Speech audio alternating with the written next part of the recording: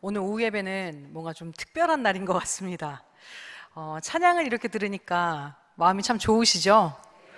네. 우리는 아름다운 것에 반응하게 되어 있습니다. 그러시죠? 어떤 아름다움이 있는지 한번 옆을 한번 둘러보시겠어요? 옆에 보니까 너무 다 아름다우시죠? 네. 하나님께서 정말 아름다운 분이시기 때문에 하나님께서 지으신 손으로 만든 모든 것들이 다 아름답습니다.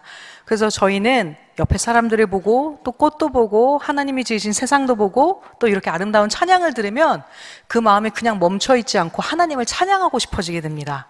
하나님의 아름다우시기 때문에. 하나님께서 그렇게 아름다우신 분이신데 하나님이 그 아름다움을 다 하셔서 이 세상을 창조하셨습니다. 그리고 얼마나 마음이 흡족하셨던지 그 아름다운 세상을 보시고 무엇라고 말씀하셨을까요? 심히 좋았더라. 하나님이 그렇게 말씀하셨어요. 심히 좋았다 이렇게 하셨을까요? 아 좋다, 아 좋다 이렇게 하시지 않았을까요? 너무 좋아서 정말 좋다, 이거 진짜 좋구나 이렇게 하셨을 것 같습니다. 그럼 우리가 해야 될 일이 무엇이냐면 하나님이 만드신 이 아름다운 세상, 하나님이 얼마나 아름답게 지으셨는지 이 세상을 통해서 하나님의 아름다우심을 발견하면서 저희도 같이 좋아하는 겁니다. 아, 참 아름답다, 참 좋다. 그런데 저희는 아쉽게 먹고 살기 바쁘고 또 예술적인 소양도 부족하니까 이 세상이 얼마나 아름다운지, 얼마나 아름다운 것들이 이렇게 남아있는지를 보는 눈이 조금 부족합니다. 바쁘기도 하고요. 그래서 하나님께서 특별한 몇몇 사람들한테 재능을 주셔서 하나님의 얼마나 아름다운 분인지 하나님의 이야기를 그림으로 딱 포착해서 잘 남겨둘 수 있는 재능을 두셨습니다. 그분들은 하나님의 이야기를 정말 아름답게 할 수 있는 최선을 다해서 그림으로 남겼는데요.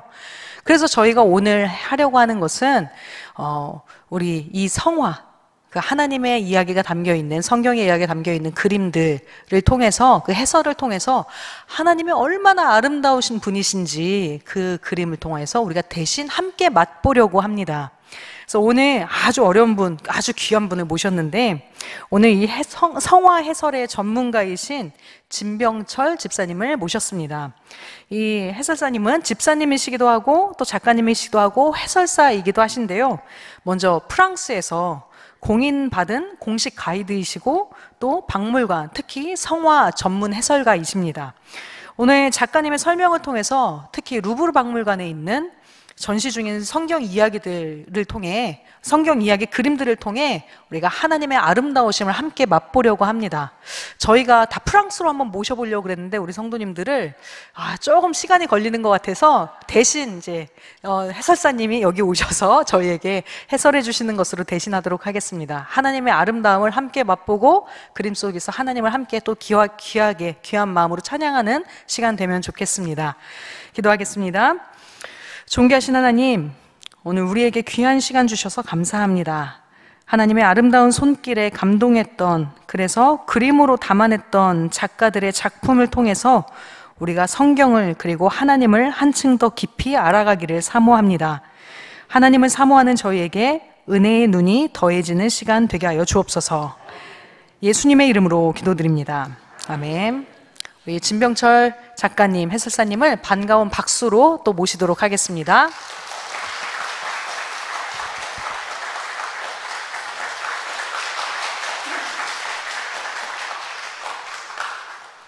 방금 소개받은 진병철입니다. 안녕하십니까? 사람은 추한 것보다는 아름다운 것을 보면 행복해집니다. 제가 여기저기 교회를 많이 다니고 강연도 많이 했지만 오늘 남성 중창단만큼 아름다운 노래를 들어본 적이 없습니다. 최고입니다. 이 그림도요, 미리 말씀드리지만 이 성화를 그린 분들이 성경을 읽어본 적이 없어요. 신부님들이 하시는 말씀을 듣고 그걸 묵상을 하고 관상을 하고 명상을 하면서 그린 그림들입니다.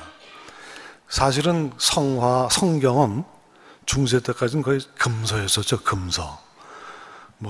제롬이 만든 불리가타 성경이라든가 그 후에 독일어나 프랑스어로 번역이 된 성경 이전에 13세기, 14세기, 15세기까지는 전부 라틴어로 돼 있어가지고 일반 사람은 볼 수가 없었죠.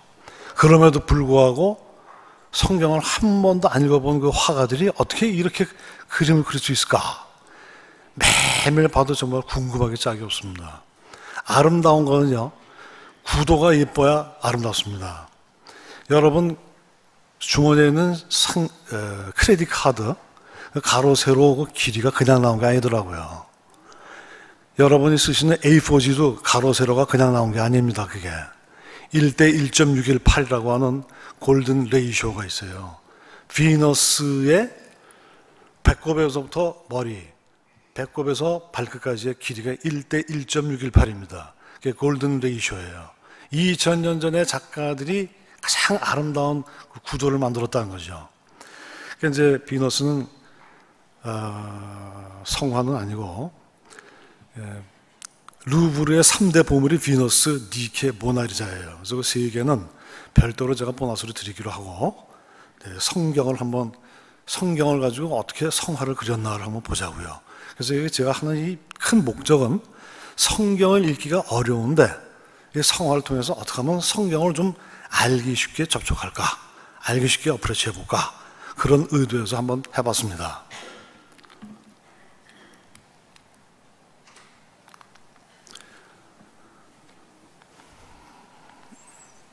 이 그림 혹시 여러분 루브르에 가신 분들 많이 계시죠? 루브르에 가면요, 그랑드 갤러리라는 데가 있어요. 관이 세 개인데 리슐리관, 슐리관, 드농관, 그 중에서 드농관에 모나리자가 있고 이 르네상스실이 있어요. 그 르네상스실이 그랑드 갤러리인데 거기서 일반 가이드들이 르네상스 시작하는 그림이다 하고 소리치는 그림이 바로 이 그림이에요. 5개의 성원을 받는 성 프란체스코가 뭐냐? 저 프란체스코라고 하는 분이 기도하던 와중에 사모하는 예수 그리스도의 돌아가실 때 받은 5개 상흔을 나도 받는 거예요. 그러니까 예수님만 생각하면 눈물이 나오고 좋은데 그 5개 상처도 나도 받는 거예요. 누구에게? 예수 그리스도의 얼굴을 형상을 닮은 천사로부터. 자세히 보면은 레이저 광선처럼 뭐가 튀어나오죠. 두 손과 두 발과 옆구리에. 저 프란체스코라는 분이 이걸 어떻게 차렷 자세로 할 수가 있습니까? 차렷 자세는 중세예요. 중세까지는 모든 그림의 서브젝트가 성경이기 때문에 화가의 상상력이 필요가 없어요. 그래서 되게 뻣뻣해요. 차렷 자세로. 얼굴에 표정이 없고. 그래서 중세를 암흑의 천년이라고 할 정도로 중세 때의 그림은 사실 재미가 없어요.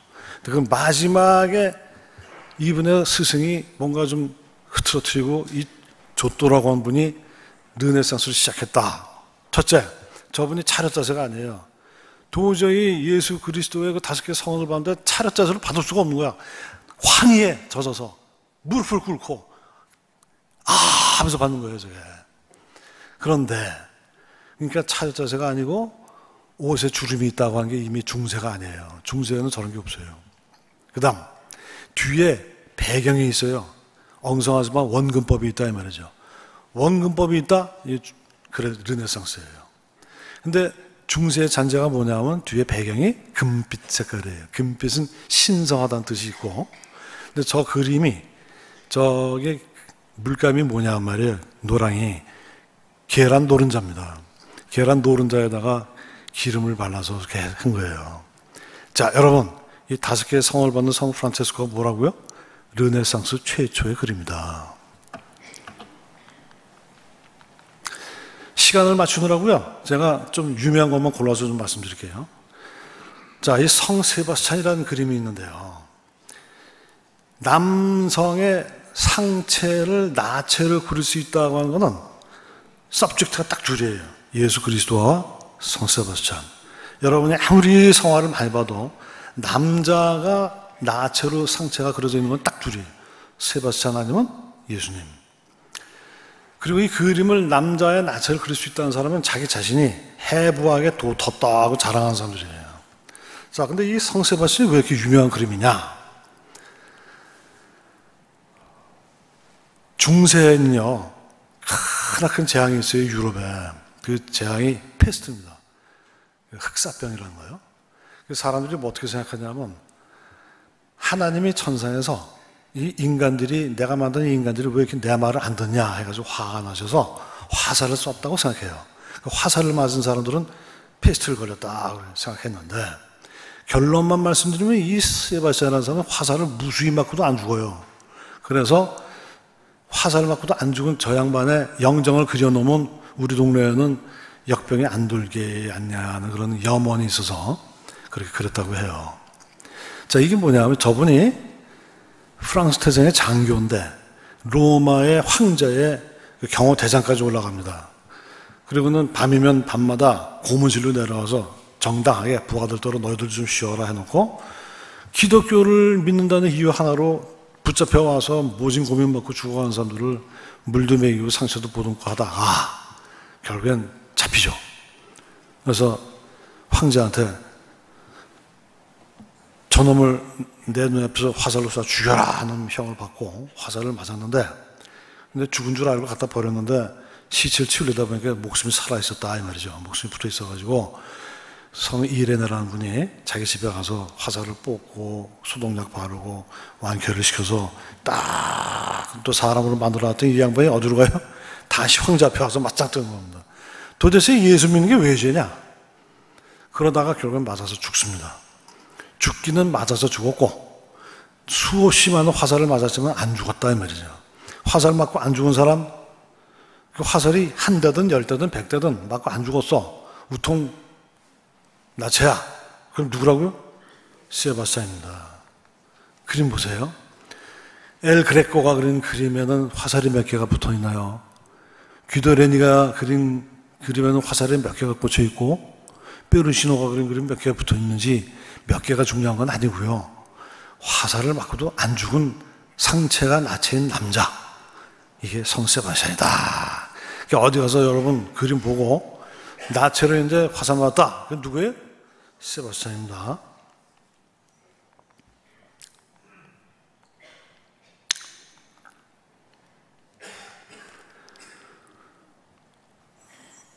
레오나르도 다빈치가 그린 그림 중에 제일 유명한 거는 모나리자고, 두 번째로 유명한 게 이 암굴의 성모예요. 근데 이게 두 개가 있어요. 왼쪽에 있는 게 루브르 버전이고 오른쪽에 있는 게 영국 런던의 내셔널 갤러리가 있는데 이유가 있어요. 그러니까 여러분 뭐 다 잘 아시겠지만 동방박사가 하늘에 점성술을 보니까 유대인의 왕이 태어나더라 해서 헤롯 대왕한테 와서 아기 유대왕이 태어나셔서 경배하러 왔노라 했더니 그 유대왕이 영 김새어요. 그 사람은 에돔 사람이죠. 유대인이 아니고. 그리고 그 당시에 지배 세력은 로마니까 로마에 충성 서약하고 있는 바지 사장이죠. 근데 뭐 유대왕이 태어났다고? 얘들아, 2살 미만 애들은 다 잡아 죽여라. 유아 살해 명령을 내리잖아요. 할 수 없이 성가족이 이집트로 피신을 온 거죠. 여기까지는 사실 필요는 없는 얘기지만 괜히 한번 얘기해 봤어요. 그래야 좀 더 재밌으니까. 옆에 가슴 가운데 성모 마리아가 계시고 성모 마리아 앞에 아기가 둘이 있어요. 근데 어떤 아이가 예수인지 어떤 아이가 세례 요한인지 알 수가 없어요. 그래서 저 그림을 부탁해서 수도원에서 형 얹어놔 했어요. 그래서 하나 다시 좀 그려줘 해서 그려준 게 오른쪽 거예요. 거기다가 무슨 천사는 천사인가 본데 이건 뭐야? 이거는 또 무슨 뭐냐 이거? 그래서 그거 없애. 그래서 그 왼쪽 거하고 오른쪽 거하고 비교하면요, 이게 손짓한 게 없고, 그 다음에 성모 마리아가 자기가 난 아기를 뽀듬는 줄 알았더니 지 아기가 아니네. 그러니까 영 헷갈렸던 거죠. 세례 요한이면 세례 요한인 걸 좀 제대로 그려라 해서 막대기에 십자가를 그려놓고 낙타 털을 그렸어요. 그리고 어린아기 예수는 이러고 있죠? 이게 뭐예요? 샬롬, 너희에게 평안을. 그리고 삼각구도죠? 삼각구도는 삼위일체를 배수한다. 거기다가 성모 마리아가 입은 옷은 항상 파란 옷입니다. 속 옷은 빨강 아니면 하양이에요. 근데 아기하고 있을 때는 빨간 옷을 입고 모성했다면 제자들하고 있을 때는 하얀 옷을 입어요. 순결을, 결백을 얘기하죠. 자, 그래서 여기서 삼각구도에다가 파란 옷을 입은 성모 마리아가 뒤에 배경이 저게 재밌어요. 암굴이잖아요, 암굴. 가까이 있는 암석은 까맣고 명료한데 멀리 있는 놈은 흐리고 좀 푸르스름하죠. 이거 원근법이에요, 이게. 원근법 중에서도 대기 원근법, 에어리얼 퍼스펙티브라고 합니다. 이 그림 하나를 가지고 1시간 이상을 떠들어도 뭐 할 얘기가 많아요. 하여튼 레오나르도 다빈치가 그린 이 그림이 삼각구도에 원근법, 파란 옷을 입은 성모 마리아, 그리고 아기 예수가 이러고 있더라. 이 그림이 중세를 뚫고 나온 르네상스의 정형 그림이 됩니다.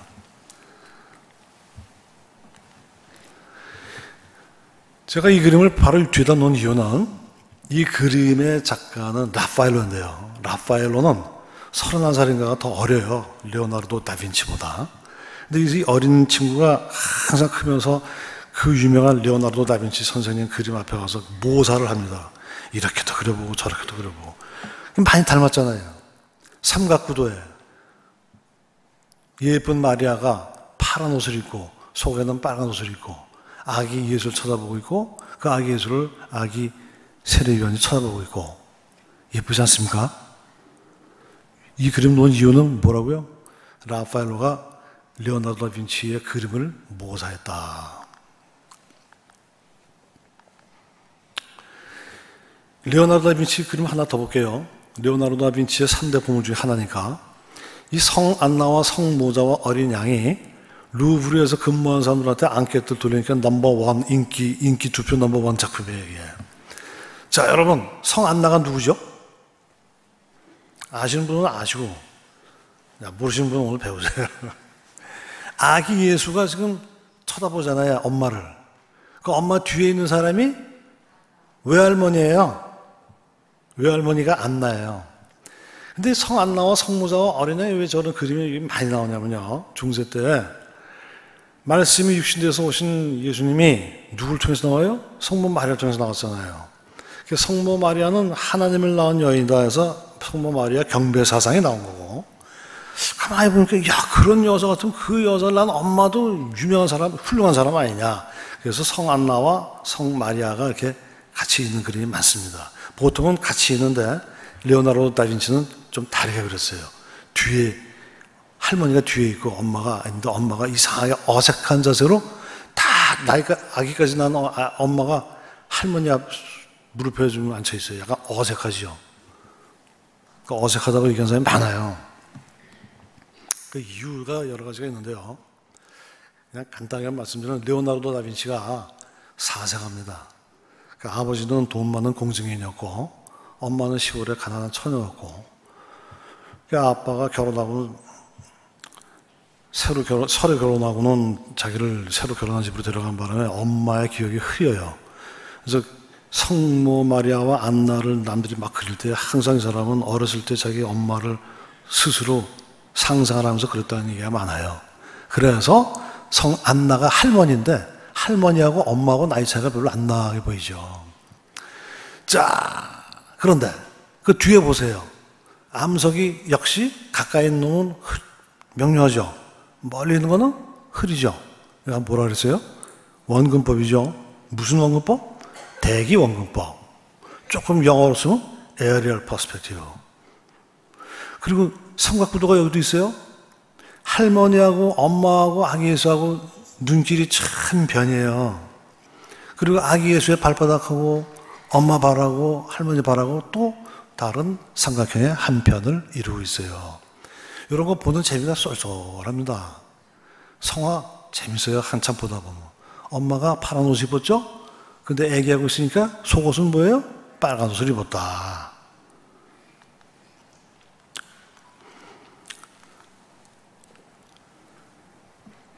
이 그림은요, 이소케 팔리에라고 하는 기가 막힌 기법이 있는데요. 이 등장인물들이 전부 일직선상으로 쫙 있어요. 그렇게 함으로 해서 이 몰입도를 확 넣어주죠. 지금 가늠하다가 잡혀온 저 여자가 멘붕 상태로 좀 있죠, 그죠? 근데 옷은 초록색이죠. 저 초록색이요. 희망이라는 뜻입니다. 희망. 녹색은. 자, 그 다음에 예수님이 지금 겉에 파란 옷이잖아요. 그 안에는 빨간 옷 입었죠? 파란색, 빨간색, 녹색은 색의 3원색이죠. 그죠? 그리고 보통은 예수님이 땅에다가 뭘 그저 그랬는데 여기서는 그러지 않고 이제 그만하세요. 이제 그만하세요. 이런 뜻이에요. 이런 제스처가 별로 없어요. 거기다가 저기 지금 그 약간 그 머리 저 이부갈인가? 대머리인가? 이부갈이죠. 저 사람은 좀 손으로 이러고 있잖아요. 이러고 이게 가늠하지 마라 7조 얘기한다 그러고 있고 그 옆에 고깔 모자 쓴 사람 있죠. 이러면서 그게 바리새파예요. 바리새파. 바리새파들이 저렇게 저런 고깔모를 잘 썼다는데 보통 이런 얘기를 쭉 하다 보면 그 바리새파가 누시하고 비슷하게 생겼네요 하고 얘기하는 사람이 많아요. 그렇습니까?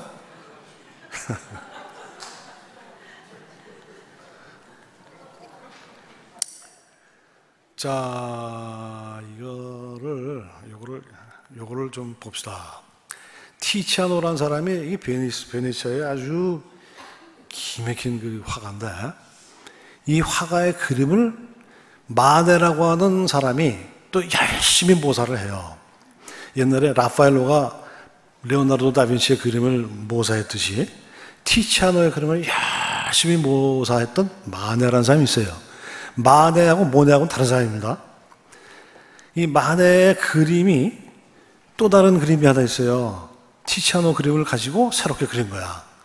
왼쪽에 저 전원음악회라는 게 티치아노라고 하는 사람이 그린 거고 거기 그 구도를 가지고 새롭게 그린 게 오른쪽에 있는 그림이 그 유명한 풀밭 위의 식사라고 하는 그림입니다.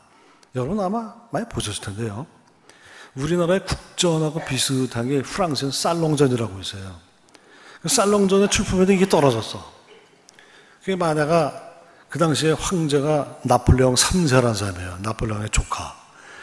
아니 도대체 국가에서 얘기하는 아카데미즘만 다냐. 나는 화가인데 상상력을 먹고 사는 사람인데 왜 떨어뜨리냐. 마구마구 항의를 했더니 나폴레옹 3세라는 사람은 쿠데타로 정권을 잡은 사람이라 밀란에 대해서 극심하게 민감했던 사람이에요. 그래서 그러면 너 같은 애들 몇 명 데려와라. 낙선전을 내 열어줄게. 내 돈으로. 그래서 낙선전을 열어줍니다. 근데 낙선전이 히트를 쳐요. 오히려 그 국전 살롱전보다 낙선전이 더 사람이 많다는 거예요. 근데 이 그림은 위험한 그림이라고 딱지가 붙었다는 거예요. 왜 위험하다고 썼을까요? 노약자는 보지 말 것 같아. 근데 왜 그랬을까요?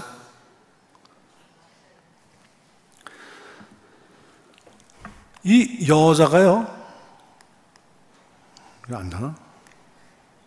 여자가 나체로 있다고 하는 거는 여신일 경우에만 허락이 되세요.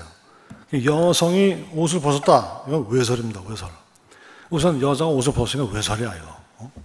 어떻게 너 같은 놈이 우리 위대한 프랑스의 국전에 입선하길 바라냐? 이랬다고 그래놓고. 무슨 소리나 나는 화가인데. 응? 기존의 기법을 나는 파괴하고 싶은 사람이다. 그것도 죄냐? 자, 보세요. 여신만이 나체가 허락이 되는데 일반 여성에게 나체를 만들어 놓고 이 여자가 도무지 부끄러운 기색이 전혀 없어요. 뭐 어쩌라고 하는 표정이죠. 그죠?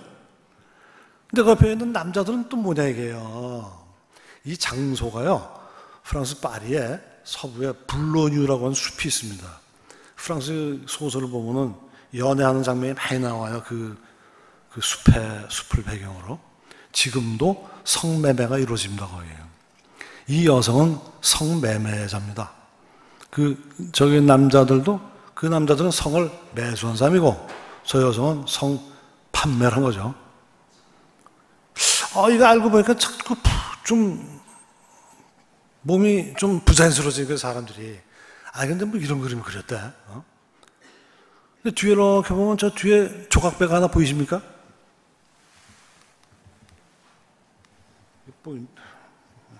포인트가 안 되네. 자, 뒤에 보면은 조각배가 보이시죠? 그 조각배하고 그 앞에 또 웬 여성이 한 분 계시죠? 배가 저 여성보다 작을 수가 없잖아요. 그러면 마네라는 사람이 원근법을 몰라서? 아니요. 다 아는데 이 사람은 좌우지간 기존에 그 보통 사람들이 요구했던 그런 그림 기법을 다 무시한 거예요. 여신만이 허락이 됐던 나체도 지가 그려놓고, 그런 미풍 양속을 해치는 저런 성매매 장면을 그린 것도 별로 불편한 데다가, 그 중세를 마감한 그 르네상스 시대, 그리고 레오나르도 다빈치가 그렇게 전가보도처럼 얘기했던 그 원근법 이런 거 다 무시하고, 어떻게 여자가 저 배보다 더 크냐 말이야. 근데 저 여성이 지금 무슨 행위를 한 건지 아시겠습니까? 뒤에 있는 여성? 점잖은 데서 제가 말씀드려서 뭐해서 성매매가 끝나고 씻고 있습니다, 지금. 이런 그림을 딱 그려놓고 국제에다가 작품하는 사람도 대단한 사람이지만, 이거를 다 알고도 낙선전을 열어준 나폴레옹 3세라는 사람도 참 대단한 사람이다 하는 생각이 들고, 그거보다 더한 거는 이 그림을 보고 이런 비슷한 모네라든가 르누아르라든가 드가라든가 하는 그 인상주의의 그 기가 막힌 대가들이 이걸 딱 보고, 이야, 이 마네 형님 대단한 양반이구나. 인상주의의 형님 소리를 듣는 거예요. 그래서 마네는 정작 자기는 인상주의 화가파에는 아닌데도 불구하고. 자, 이거 말이에요. 이게 루브르의 그 성화 중에서 제일 이상한 그림 중에 하나입니다, 이거. 여러분, 전 남자가 누구 같아요? 성화인데. 그 여자는 누구 같아요? 그리고 왜 남자가 몸 비틀고 있죠, 저렇게? 손에는 본인가 가만히 보면 부삽 같고. 예수님이 돌아가시고 나서 계속해서 막달라 마리아가 무덤을 지킵니다. 어느 날 가서 딱 보니까 저 맨 왼쪽에 꼭대기에 골고다 언덕에 십자가 세 개가 보이십니까? 거기서 돌아가셨어요, 사흘 전에. 그 오른쪽에 이렇게 보면 석관에 시신이 안 보여. 그리고 아래 내려보니까 예수님이네? 이게 지금 시점이 달라요. 시점이 다른 거를 한 화면에다가 그려요. 이게 중세에서 르네상스에서 매너리즘까지 계속해서 몇백 년 동안 이런 화풍이 갑니다. 요즘에는 별로 그렇게 안 그리지만 예전에 많이 그렸어요. 지금 저게 말이에요. 막달라 마리아가 시신이 안 보이는데 인기척에 나서 동산직인가 보다. 치우셨어요 혹시? 했더니 네다. 예수님이시네? 그럼 만지려고 그러니까 말을 만지지 말라. 그 장면입니다, 지금. 그 장면. 근데 저기다 부삽을 했던 거는 동산지기로 착각을 했기 때문에 그렇게 했던 거고. 그러면 무슨 발레리노처럼 저렇게 막 비비꼬고 있는 이유가 뭘까요? 이게 매너리즘이라는 건데요. 여러분 혹시 매너리즘에 빠지지 말라는 얘기 많이 하잖아요. 요즘에는 똑같은 거 하지 마라 이런 얘기로 많이 쓰이지만, 저 당시에는 레오나르도 다빈치라든가 미켈란젤로라든가 라파엘로 같은 그 기가 막힌 그 천재들보다 조금 후에 태어난 사람들은 아무리 열심히 해도 그 사람들 따라하기가 어렵더라 이거예요. 모사하다가 도저히 안 되니까 목도 좀 삐뚤게 해보고 허리도 좀 뼈다구 하나 더 집어넣고 팔도 비틀어보고 그런 이상 야릇한 풍조가 나오기 시작한 거예요. 그게 매너리즘입니다. 매너리즘. 한 화폭에 서로 다른 시점이 있다고 하는 거. 그리고 우리가 보통 알고 있던 인자하고 부드럽고 거룩하게 생긴 예수님이 아니고 새침하고 뭔가 요상마릇한 표정을 짓는 저런 예수님을 보신 적이 있냐고요. 이렇게 해서라도 나 좀 봐주세요 했던 그 브론치노라고 하는 화가의 그 속마음이 보이십니까 이제? 이게 성화 보는 재미라니까요.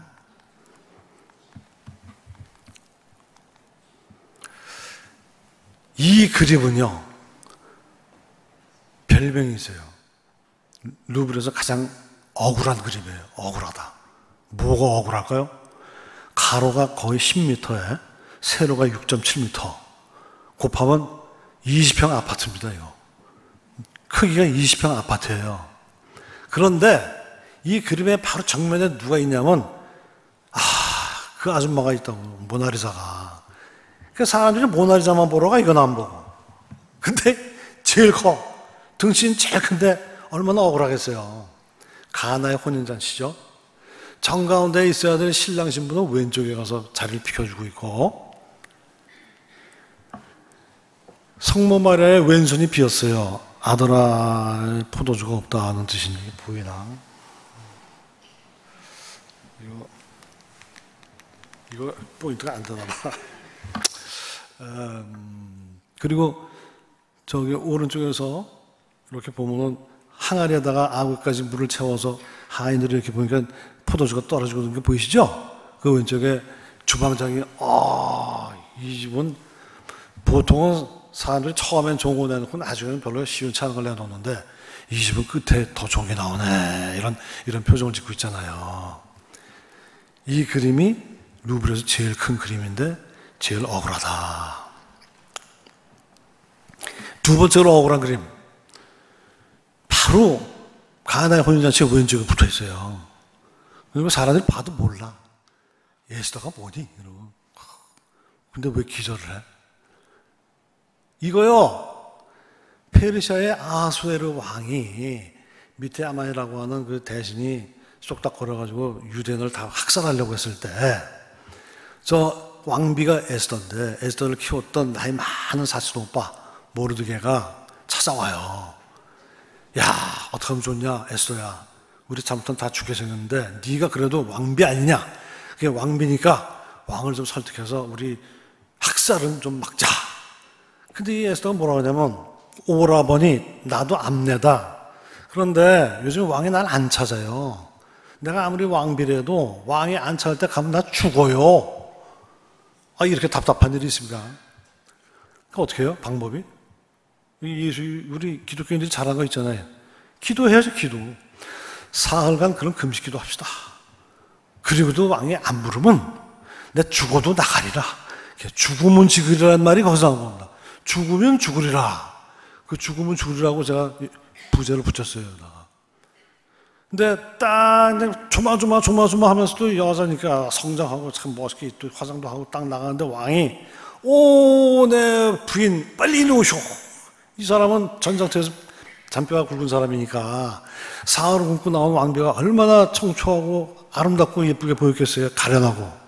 어서 오세요. 이 소리에 이 왕비가 나 이제 살았구나 하면서 그냥 정신줄 놓는 장면이에요. 이 장면이 기맥히지 않습니까 이거?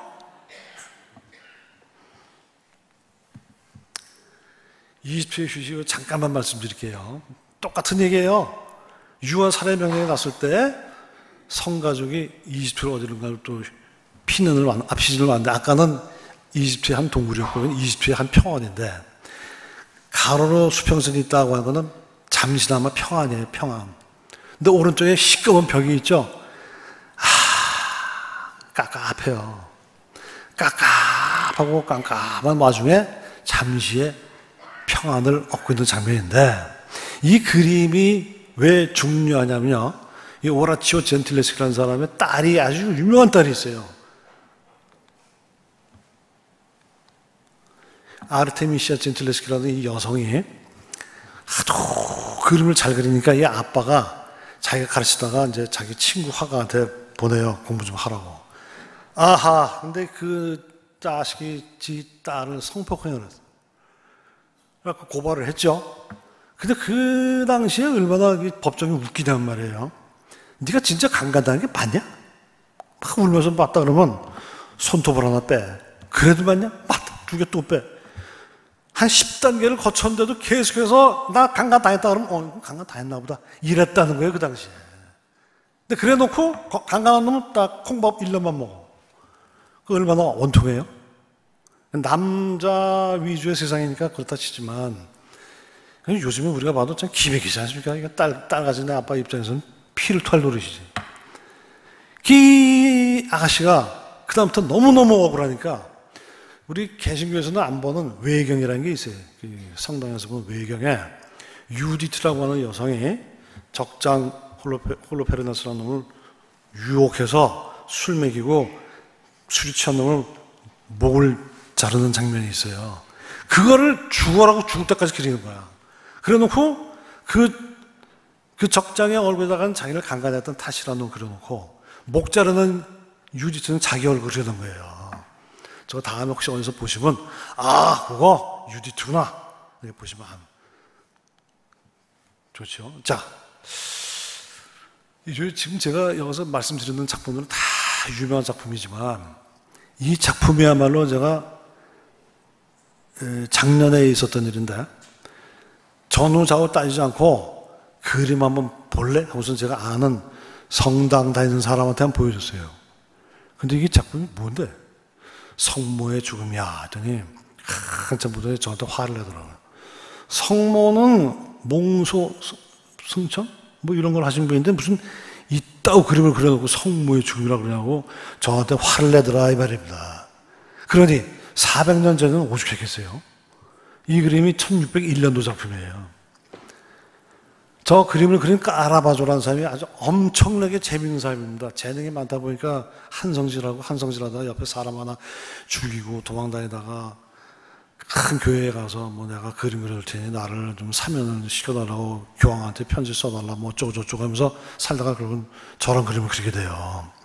돈이 없으니까 주로 매춘굴에 가서 살다가 매춘굴에 있는 아가씨가 알고 보니까 상당히 괜찮은 집 아가씨였는데 집에 몰락하면서 매춘굴을 하다가 왕년에 알던 남자놈이 찾아왔는데 경멸스러운 소리를 듣고 그 앞에 있는 개새에 가서 빠져 죽어버려요. 그거를 이 친구가 그래도 밥값을 안 하고 건졌는데 집에 와서 이렇게 앉혀놓고 보니까 갑자기 생각이 난 거야. 내가 성모의 죽음을 그림을 그려달라고 하는 부탁을 받았는데 그때까지 맨날 술만 먹고 안 그렸다가 아 이거 모델이 나왔네 해가지고 그걸 죽은 매춘물을 가지고 그림을 그린 거예요. 지금 저 두 다리가 멀쩡하게 나오고 저게 사실 성모의 그림이라고 하기는 좀 그렇잖아요. 이 까라바조라는 놈이 세상 무서운 줄 모르고 창녀를 모델로 성모의 죽음을 그렸다고 아주 그냥 저놈 죽인다고 막 그랬다는 거예요. 도망다니고 그랬어요, 이 사람. 근데 이 그림이 21세기에 와서 빛을 보는 거예요. 왜냐? 하나님의 구원은 뭐 그렇게 뭐 교황이나 주교나 뭐 이렇게 유명한 사람한테 온 게 아니고 창녀든 나 같은 놈이든 별 볼일 없는 놈한테도 믿기만 하면 하나님의 구원은 온다고 하는 마음을 갖고 있었다는 거예요. 그걸 그린 거예요, 이게. 근데 이거를 그 수녀원에서 아유 저 그러면 인수를 할 수가 없어. 아유 너라는 놈 안 놀아. 그러면 다른 사람한테 부탁해서 성모의 죽음을 그린 그림이 이거예요. 그러니까 성모가 그래도 후광도 있고 뭐 천사가 날아가고 뭐 제자들이 하고 있잖아요. 그러니까 이거는 누가 봐도 성모의 죽음이 참 거룩하고 멋있게 보이지. 그러나 이 그림은 오늘날 아마 10,000원도 안 받을 거야 아마. 그래서 뭐예요? 인성은 짧고 예술은 길다 하니까 이것도 해당이 되죠. 이 다윗의 승리는 제가 작년에 출간한 책의 표지인데요. 17살을 먹은 젊은이 다윗이 뭐 혹자에 따라서는 2m 50이라고 그러고 혹자에 따라서는 3m나 되는 거인 골리앗을 물맷돌로 딱 때려서 떨어지니까 가서 칼을 빼서 목을 자르고 온 장면이잖아요. 잘 보세요. 저 빨간 옷을 입은 저 젊은이가 다윗인데 오른손에 들고 있는 게 뭐예요? 골리앗의 머리입니다. 왼손에 그 골리앗의 칼이고요. 그리고 옆에는 동네에 있는 아가씨들이 예쁜 아가씨 다 나와서 다윗 최고야 다윗 최고야 하면서 아유 뭐 그러잖아요. 근데 제가 여기 부제를 뭘 붙였냐? 천천히요 만만이라. 저 블레셋을 죽인 게 우리 이 유대의 왕 사울은 1000명인데 요 어린 다윗은 10,000명을 죽였다는 그런 뜻인데요. 잘 보세요. 재밌는 거는 왼쪽에 있는 아가씨 둘이 야, 쟤 참 잘생겼다. 어? 근데 그렇게 싸움을 잘하냐? 저 가운데 있는 아가씨들도 아니 야, 볼 때 봤을 때 빨갛잖아. 저 홍조 저 소년이 그렇게 싸움을 잘한단 말이야. 야, 안 보입니까? 그렇게 안 보입니까, 여러분?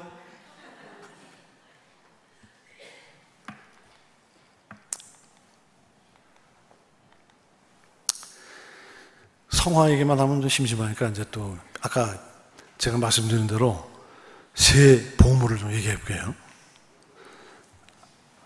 그리스 말로는 아프로디테, 그리스를 접수한 로마 말로는 베누스, 요즘 영어는 비너스죠.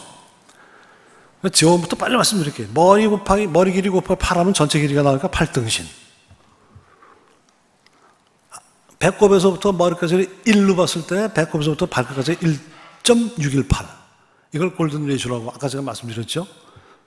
크레딧 카드 가로 세로가 이거예요.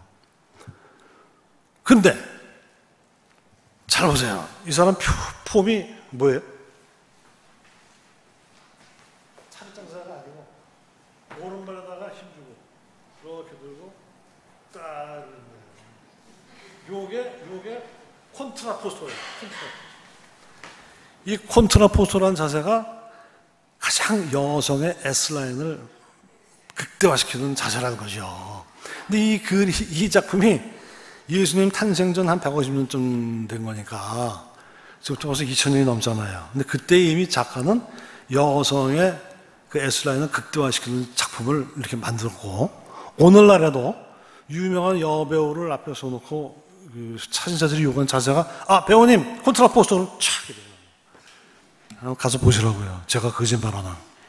근데 그게 다가 아니고 왜 비너스가 비너스냐, 비너 중에서도 최고의 비너스냐, 반어법으로 제가 말씀드립니다. 이거 제가 먹어도 되는 물인가요? 갖고 왔어요.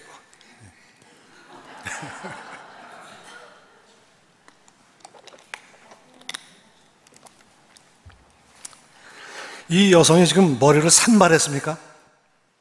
미친 모처럼? 눈은 쌍심들 들었어요? 이빨 보입니까? 머리는 단정하게 빗고 눈은 그윽하고 입술은 안방만처럼 싹 닫았잖아요.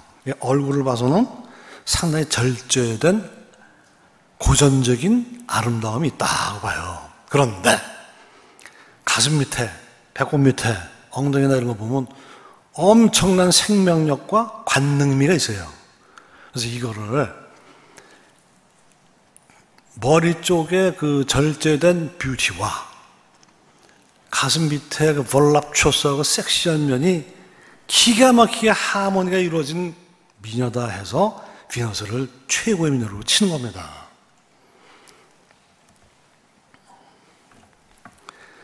자, 사모드라케 승리하신 니케. 니케는요, 영어로 빅토리예요, 빅토리. 그 사모드라케는 뭘까요? 그리스 밑에 그 에게해라고 하는 그 바다에 있는 섬 중에 하나가 사모드라케예요. 사도행전 16장 11절 지금 빨리 찾아보실 분은 빨리 찾아보시고요. 거기 보면 사도 바울이 2차 전도 여행을 갈 때 아시아로 가려고 했는데 성령께서 막으셔서 할 수 없이 드로아에서 네아폴리스로 갑니다. 그 드로아는 지금의 터키, 아시아죠. 거기서 네아폴리스는 그리스죠, 유럽이죠. 그리고 가려면은 반드시 건너야만 했던 징검다리 같은 섬이 바로 사모드라케입니다. 성경에 나오는 지명이에요. 근데 그 안에 뭐가 있길래 사모드라케 섬 안에 성전이 있대요. 성전. 근데 그 에게에서 해전이 벌어졌을 때 해계문을 잡은 건 로도스 섬이야. 로도스 섬 사람들이 이겼잖아요. 승리 깃발을 언제 꼽아야 될 거 아니에요. 사모드라케 섬에다가 승리의 여신 동상을 세운 겁니다. 근데 도대체 뭔데 이렇게 유명한 거야? 다 이유가 있죠. 여러분 니케가 영어로 나이키예요, 나이키. 이렇게 된 그 로고 어디 있어요, 저기? 잘 보시면 보일 거예요. 가슴 쪽에도 있고 날개 쪽에도 있고 배꼽 밑에는 보면 좀 날카로운 V자가 있고 이게 융합됐다고 봅니다. 근데 그 중에서도 이게 유명하다고 한 이유는 무려 130개의 파편을 주신 게 아니라 모아다가 맞춰가지고 저렇게 매끈하게 만들어 놓은 거예요. 기막히지 않습니까? 프랑스 사람들 요즘에 파업하고 일 안 하고 게으른 거 보면 참 미운데 이런 건 되게 잘한다고 보면 이게 승리하신 니케고요. 자, 모나리자 한번 봅시다. 모나리자. 모나리자가 근데 왜 이렇게 유명해요? 다 이유가 있어요. 이게 이유가. 모나리자의 그림 자체보다는 노이즈 마케팅의 결과라고 보통 얘기해요. 1914년도에 이 세상에 무슨 일이 벌어졌죠? 제1차 세계대전이 벌어집니다. 그 전전해에 이 그림들이 상하지 말라고 유리를 대요. 그 유리를 대는 기능공이 있는데 이태리 놈이 그 기능공 일을 하다가 밤에 싹 훔쳐갑니다, 이거를. 그럼 자기가 자는 침대 밑에 싹 2년 동안 그야말로 꼬을 쳐놓고 있다가 딱 2년쯤 지났으면 이제 되겠지 하고 팔다가 걸려요. 근데 물어봅니다, 사람들이. 너 왜 훔쳤냐? 그러니까 훔치다니요? 나는 이태리 사람이고, 이 그림 그리는 사람도 이태리 선조고, 근데 그 그림이 왜 우리 적국 프랑스에 걸려있냐, 이 말에 난 당당히 뜯어왔습니다. 그러니까 그것도 박수 친 놈이 있어요. 왜? 그 다음에 프랑스하고 이태리가 적국이 돼서 싸웠거든. 세상에는 꼭 내 마음에 드는 사람만 있는 게 아니고 반대하는 사람도 있더라고요.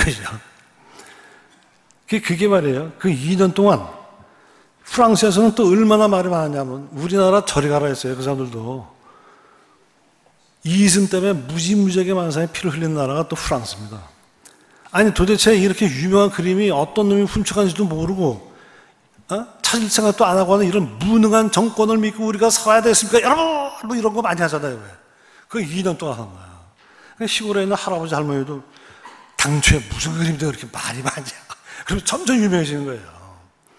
자, 그럼 작품을 한번 보자고요.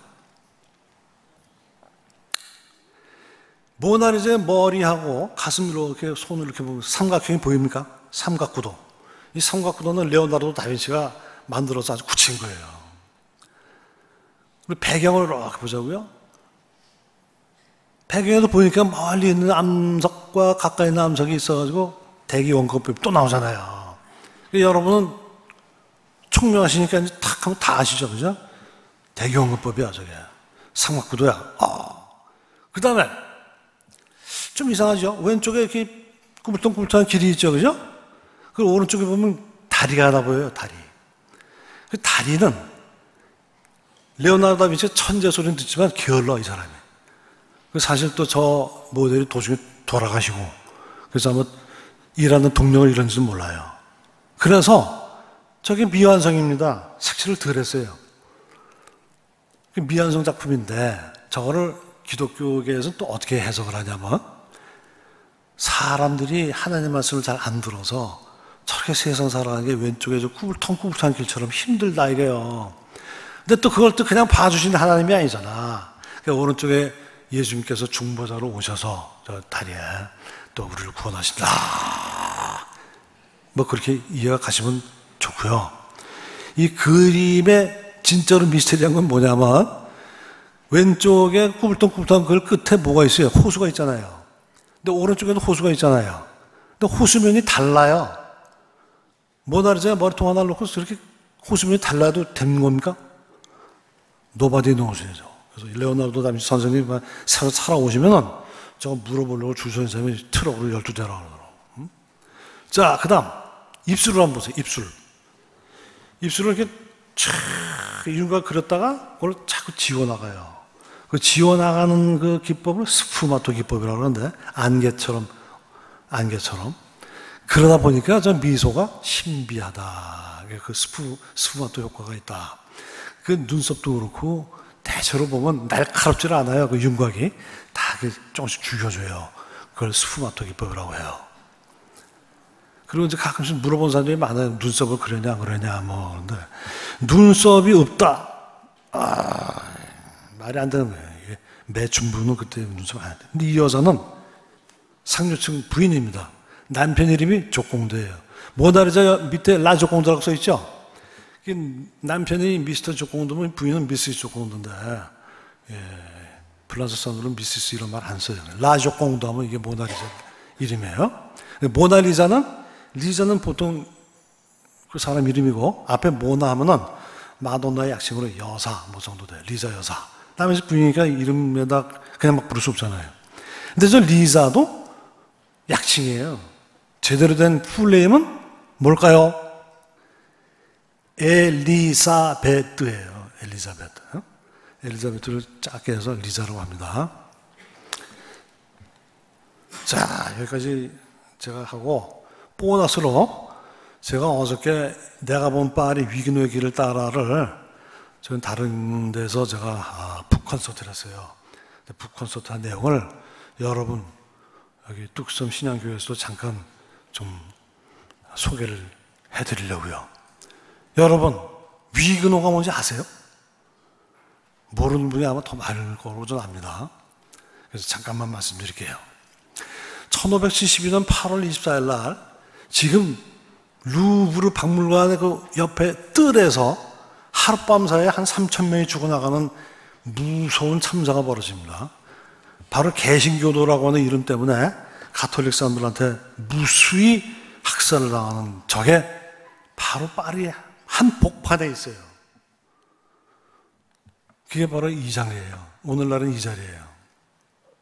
이 그림은 이때 9살생으로 도망간 사람이 스위스에 가가지고 이걸 그린 거예요. 그 당시에 그 무서웠던 사실을. 그럼 도대체 뭐가 위기노냐? 이건 한번 들어보세요. 가톨릭이 푹 썩었다. 고로 이런 건 좀 고쳐야 됐다. 이게 나오게 된 거는요. 독일의 마틴 루터라고 하는 사람이 난 도무지 바티칸에 다 좋은데 뭐 면제부를 팔아서 돈을 버느라고 나 이건 도저히 못하겠습니다. 그래서 프로테스트예요. 프로테스트에 항거하는 거예요. 그게 프로테스탄트의 말의 어원이고 그 2세대가 장깔뱅이에요. 장깔뱅은 아유 저 루터 형님 하려면 말씀으로 해야죠. 말씀으로. 자, 그러다가 그 다른 사람이 많다 보니까 가톨릭 사람들이 싫은 거야. 기득권층에서. 특히 루이 14세라고 하는 왕은 어려서 귀족들한테 죽을 뻔했다가 살아난 그 트라우마가 있어서 나중에 루브르에서도 싫다. 난 베르사유로 가려고 베르사유 궁으로 간 사람이에요.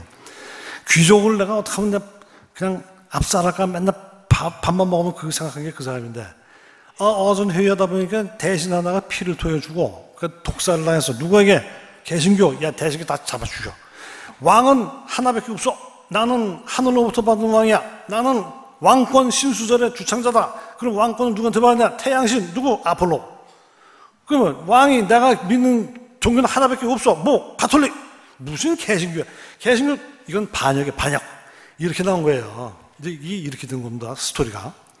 1562년에 바시에라고 하는 동네에서 개신교도들이 이렇게 예배를 드리는데 지나가던 가톨릭 장수가 저거들 다 잡아 죽여. 수십 명 그냥 그 자리에서 막 죽습니다. 이 사람들도 많은 사람은 사람 아닌가? 그때부터 싸움이 벌어지는 거예요. 전쟁이 벌어지기 시작한 게 1562년서부터 종교 전쟁이 벌어집니다. 그 와중에 아까 말씀드린 성 바르텔렘 축일의 학살이 벌어졌는데 성 바르텔렘이란 말은 무슨 말이냐면요. 가톨릭에서는 무슨 일을 할 때 행사가 있을 때 무슨 축일을 따져요. 근데 바르텔렘이가 누구냐면은 예수님의 12 제자 중에 하나입니다. 그 사람 그 제자의 날을 타서 했는데 하여튼 밤새도록 3,000명이 죽었다 그래요.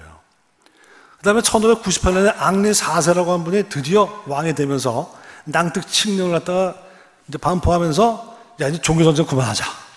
그 종교전쟁이 36년간 벌어졌잖아요. 1562년에서 1598년까지. 잘 나가다가 손자댁에 가서 루이 14세라는 사람이 그 유명한 루이 14세가 지 어렸을 때 그 트라우마와 그 다음에 되게 보면요. 사람의 몸이 그 사람의 몸덩어리가 종합병이에요. 마음이 아프고 그리고 뭔가 한 편집증이 있다 보면 사람 몇 명 주는 건 별거 아닌 거죠. 진짜 할아버지가 얘기했던 낭토칙령을 없애버리고 퐁텐칠령을 내가지고 1787년에 루이 16세가 관용칙을 낼 때까지 102년 동안 하여튼 내 앞에서 개신교는 보이면 죽여라. 목사 15일 내로 다 가게 하고 걸리면 개종을 하든가 아니면 죽여라. 그럼 어떻게 해요? 양을 타서라도 도망가야죠. 도망가고 스위스로 도망간 사람, 아일랜드 도망간 사람, 독일로 도망간 사람 많을 거 아니에요. 살아야 되잖아요. 못 간 사람도 물론 있지만 못 간 사람들은 밑에서 산속에서 살다가 죽은 사람도 많고 스위스로 간 사람들은 스위스 시계공업을 일으켜요. 오메가, 롤렉스 이거 다 위그놈다 이거. 독일 간 사람 그 후예들이 벤츠도 만들어요. 영국으로 간 사람 방직공업을 일으켜요. 산업혁명의 베이스를 만들어줍니다. 왜? 이 사람들 똑똑한 사람들이에요. 그러니까 종교가 썩었다 의식을 갖고 얘기하는 사람들은 똑똑한 사람들이죠. 되게 이 똑똑한 사람들이 다 연나라로 다 피신하고 거꾸로 프랑스는 공동화 현상에 나와가지고 결국은 프랑스 혁명으로 이루어집니다. 이거 한번 보세요. 이 사람은 왕은 하나다, 종교도 하나다 그러다가 그렇게 엉성하게 사람들을 많이 죽입니다. 근데 왜 위그노냐? 위그노가 좋은 거냐? 아무리 봐도 좋을 수밖에 없는 게 사람이 일용할 양식을 얻으려면 땀을 흘려 일을 해야 된다. 이게 모토예요. 성경에 그렇게 돼 있다. 이 사람들은 게으를 수가 없어요. 근면해요. 그러니까 어느 나라를 가든 그 나라의 산업을 번영시키죠. 근데 이거를 어디서부터 시작하냐? 파리 중심부에 저 빨간 데가요. 파란 게 세느가이고 그 밑에 빨간 데가 라틴 쿼터인데 라틴 쿼터가 뭐냐? 하도 많은 사람이 질문해 와서 제가 항상 얘기합니다. 저 구역 안에 학교가 무지하게 많습니다. 그런데 좀 배운 사람들이 맨날 쓰는 말이 라틴어예요. 라틴어를 쓰면서 좀 젠체도 하는 거죠. 좀 리파인드된 언어니까. 그리고 거기서 밥 해주고 빨래 해주는 사람 뭐 어떻게 해요? 일반 언어, 대중 언어. 그걸 총칭 로망스어라 그럽니다. 옛날에 로마 제국에 영향을 받았던 루마니아, 포르투갈, 스페인, 프랑스 이런 나라에서 보통 쓰는 대중 언어가 로망스어고 그런 대중 언어로 쓴 문학이 대중문학이고 그걸 로맨티시즘이라고 그럽니다. 낭만주의. 낭만주의란 말은 참 웃겨요. 일본 사람들이 그거를 일본식으로 처음 찾아오면서 낭만주의를 쓰고 지네들은 뭐라고 발음하는지 아세요? 로만슈기라고 그래요. 근데 우리 한국으로 들어올 땐 그냥 낭만주의로 오고 어떻게 되게 낭만주의 하면 로맨스만 생각하는데 아주 틀린 건 아니지만 그게 아니죠. 근데 왜 로맨스가 됐냐면요. 대중 언어로 무슨 뭘 그림을 그리든 뭐라 하든 남녀 간의 사랑이 제일 많았어요. 그러니까 낭만하면 남녀 간의 사랑인데 그렇지 않은 것도 많습니다. 시간이 모자라니까 빨리 말씀드릴게요. 빵떼용. 이 빵떼용이라고 하는 데가 이게 전체 빵은요 먹는 빵이 아니고 폐나면 범, 여러, 떼용은 신, 범신전이에요. 이 범신전은 루이 15세라는 사람이 중병에 걸려고 죽게 됐을 때 서원을 해요. 나를 낳게 해주시면 우리 파리의 수호신인 성주누비에게 내가 크게 교회를 지어서 헌당하게 놀아. 뭐 어쨌든 간에 낳았어. 그래갖고 성당을 지었는데 1789년에 혁명이 일어나잖아요. 혁명이 일어나면 어떻게 돼요? 제일 신분 성직자, 제일 신분 귀족, 뭐 캐슬 다 때려 부셔. 이때도 이게 창문이 뭐 38개가 깨지고 나중에 그래서 차라리 저걸 묘지로 쓰자 이렇게 된 거예요. 근데 빵떼용에서부터 제가 3시간짜리 그 위그노 탐방을 파리에서 하는데요. 여기서 시작한 이유는 신을 위한 성전이 인간을 위한 성전당으로 바뀌었고 그래서 그동안의 위그노의 숨겨진 여정이 공화국의 정신으로 귀결된다. 믿음 때문에 추방된 자들의 이야기는 결국 인간의 존엄과 자유를 위한 길로 이어진다. 여기서 이제 뭐 공부를 하죠. 장깔뱅이니 뭐 에라스무스니 이그나티우스 로열라니 뭐 이런 사람들이 여기서 공부를 하고 그 다음에 자기랑 같이 공부했던 니콜라 콥이라는 사람이 파리 학장으로 취임할 때 라틴어로 취임서를 쓰게 되는데 같이 공부하다 보니까 장깔뱅이라는 놈이 너무너무 라틴어를 잘해서 네가 좀 써주라 해서 써줬는데 그냥 쓴 게 아니라 사고 치는 사람은 항상 사고 쳐요. 마틴 루터의 이신칭의를 거다 든 거예요. 그래서 나중에 소로몬에서 보니까 이게 이단이다 그래갖고 저는 잡아라. 밤에 저 다락방에서 도망쳐왔죠. 때가 24살. 여러분 이신칭의가 뭐예요? 이신칭의가 믿음으로써 의로워진다는 얘기는요.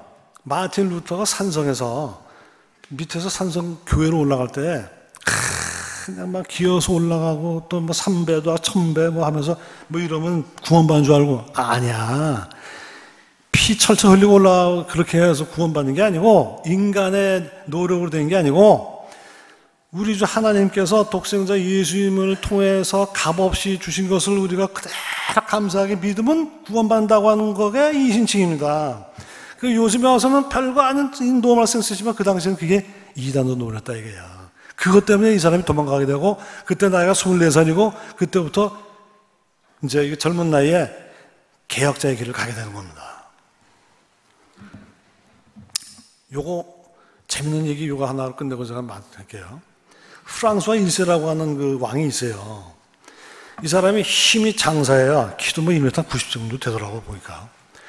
근데 이 사람이 이태리를 많이 쳐들어가요. 근데 이태리가 아니고 그 당시에 로마 제국 이후에는 뭐예요 다?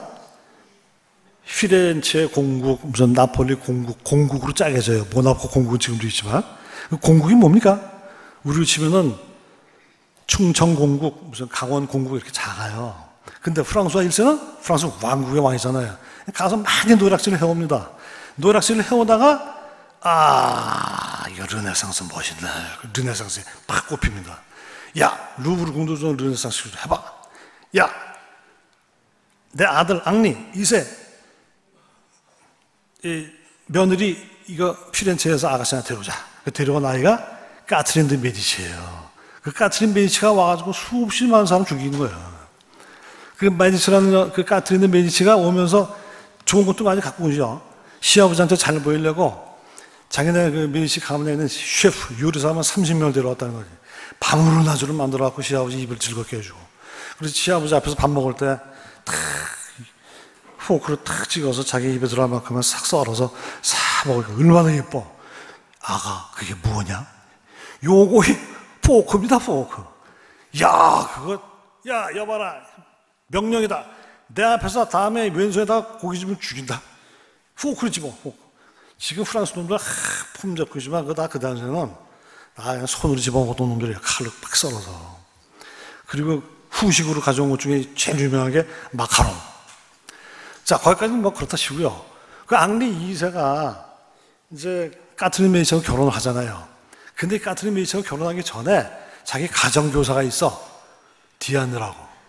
그 하도 디안느가 예쁘니까 그 멋들어진 성도 주고 막 그랬는데 어쨌든 정략 결혼했지만 애들은 주렁주렁 많이 나요. 그래서 첫 번째 딸을 시집 보낼 때 마상 창술 씨 앞 가끔씩 영화 보면 나오죠. 이렇게 긴 말 타고 긴 장대 타고 막 하다가 그러다 이 사람이 대충 해야 되는데 눈에 찔려갖고 일주일 동안 죽을 고생하다 죽어요.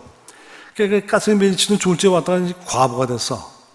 과부가 돼가지고 보니까 옆에서 수많은 놈들이 자꾸만 직접대고 괴롭히고 그러니까 안 되겠다 싶어서 딸내미를 개신교 왕자하고 결혼시켜야 되겠다. 그러면 내가 개신교와 구교를 내가 양손에 잡고 내가 해볼 수 있겠다 생각은 잘했는데 그 개신교 왕자가 올 때 그 옆에 그 후견인 하나 죽여라. 꼴리니 제독이라는 놈이 장사인데 그 놈을 죽여야 장모가 사이를 좀 유일하게 좋을 거야. 그래서 죽이러 갔는데 이걸 못 죽였네. 그 못 죽이고 나서 이 사람이 장수하냐. 야, 이것도 거꾸로 공격당하면 어떡하지. 그래서 수리마수리 바르텔레미 죽일 날에 그냥 그 사람들 수하들 다 죽여버려라. 그게 바로 성 바르텔레미 죽일의 대학살입니다. 자, 그다음에 그 그림을 좀 보면 좀 재밌죠. 왼쪽에 프랑스 1세고, 근데 이 사람이 또 그 르네상스에 꼽혀갖고 르네상스의 최고가 누구냐? 레오나르도 다빈치인데요. 다빈치를 이제 만났어. 보니까 이 사람이 장가랑 갔네. 알고 보니까 동성애자예요, 다빈치가. 그래서 선생, 부인도 안 계시고 뭐 그런데 너네 저랑 같이 지내시죠. 식식은 제가 다 제공합니다. 이리저리 생각해보니까 다빈치가 자기 스폰서해줬던 사람도 별 볼 없어졌고, 그러니까 거기다가 미켈란젤로나 라파엘로는 자기보다 20살, 30살은 어리지만 방방 뜨고 올라오는데 자기는 이제 몸이 쇠하고, 아유, 프랑스와 1세 옆으로 가자. 그래갖고 프랑스로 오는 겁니다. 그 올 때 가지고 온 게 모나리자, 선나와 성모자 양, 세례 요한 이런 그림들을 가져왔다고요. 그래갖고 루브르에 탁 걸어놓고 있으니까 이태리 사람들은 오면 저거 우리 건데 맨날 그러고 있어. 근데 다 돈 주고 샀거든. 자, 이게 앙리 3세는요, 앙리 2세의 아들인데, 그 하도 귀족들이 그 앙리에도 기술하고 귀족 하나를 잡아서 죽였더니, 그 가톨릭 세력이 앙리 3세에서 저놈을 죽여야 된다고 거꾸로 또 자기도 죽어요. 그 앙리드 기즈라고 한 놈을 죽였다가 앙리 3세도 죽는다 이거지. 그 앙리드 기즈는 가톨릭의 수장인데 그 가톨릭의 수장 가족에서 가족들이 저 왕가를 그렇게 넘봤단 말이죠. 그래서 앙리 3세가 앙리드 기즈를 죽였는데 살살 꽂아갖고 유인해갖고 죽였는데 앙리드 기즈 쪽에서는 거꾸로 앙리 3세를 죽였다 이 말이에요. 근데 앙리 3세가 죽으면서 야 어떡하지 하다가 자기 매제를 부려요. 그 매제가 앙리 4세예요. 앙리 4세가 바로 그 개신교 왕자예요. 그 앙리 3세의 그 여동생하고 결혼한 놈이죠. 앙리 4세가. 그 앙리 4세는 왕이 되고자 하는 마음이 전혀 없었어요. 근데 졸지에 왕이 됐어요. 지금 말씀드린 이 얘기가 거의 제일 재밌는 부분이고 또 다른 부분도 할 얘기가 많지만 사람이 너무 오랫동안 공부하면 또 심심하잖아요. 잠깐 휴식도 해야 되니까 그냥 휴식하려면 또 시간이 안 되고 해서 딱 한 2, 3분만 가지고 얘기를 할게요. 부르주아라는 말이 있어요. 부르주아라는 말은요. 부르그에 사는 일반의 평민이 부르주아예요. 산성은 베르그, 뉘른베르그, 하이델베르그, 뭐 이런 비텐베르그, 베르그는 산성. 우리나라 남한산성은 남한산 베르그예요. 부르그는 평지에 있는 성. 평지에 있는 성에 사는 사람은 부르주아인데 이 사람들이 나중에 이제 산업혁명을 거치면서 이권을 갖다가 많이 챙기다 보니까 큰 돈을 만지게 되고 졸부가 된 사람이 많아요. 처음에는 좋은 의미로 그냥 보통 시민이었다가 나중에 졸부, 떼부자 이런 소리도 속물 이런 소리도 듣게 되는 거는 바로 이게 시대 흐름입니다. 그리고 부르그란 말이 영국으로 가면 조금 촌스럽게 변해요. 버러, 스카버러, 에딘버러. 그 버러 하면 좀 이상하죠, 그죠? 여기 이 인쇄업자가 바로 이 기독교 강요 이걸 했다가 찍혀가지고 도망갈 수밖에 없었고, 근데 이 사람이 가장 크게 공을 들인 거는 요한복음 몇 장 몇 절 할 때 그 장과 절을 만든 사람이 이 사람이에요. 로베르 에스티엔이라는 사람이에요. 로베르 에스티엔. 그런데 저희 가면은 그냥 바예요, 바. 아무런 표지판이 없어요. 그래서 몇 번 물어봤어요. 신부들한테도 물어보고 목사들한테도 물어보고. 목사님들 프랑스 목사님 얘기가 그래요. 그게 프랑스의 개신교의 현재의 위치입니다. 개신교가 2%밖에 안 됩니다. 그 다음에 이제 바로 마지막에 저희가 여기 오기 전에 광야 예배라는 걸 보고 왔거든요. 광야 예배를 보고 말씀을 끝내겠습니다. 광야 예배가 뭐냐면요. 그렇게 많은 사람들이 죽었잖아요. 그래서 그 광야로들 도망가서 살다가 광야에서 근거지를 두고 정부군하고 싸움도 하고 그러던 그 두목이 살던 집을 광야 박물관으로 만들었어요. 근데 그 광야 박물관이 1911년도에 준공이 됩니다. 그때 사람들이 우리 그거를 기념하기 위해서 매년 9월 첫째 주일날 여기 모여서 예배를 드리자. 1911년서부터 올해까지 110몇 년 동안 9월 첫 번째 주일이면 그 산골짜기에 10,000명 이상이 모입니다. 장관입니다. 거길 제가 다녀왔다는 거 아닙니까? 그거를 이제 요즘 잠깐 보여드리려고요. 그리고 마치겠습니다.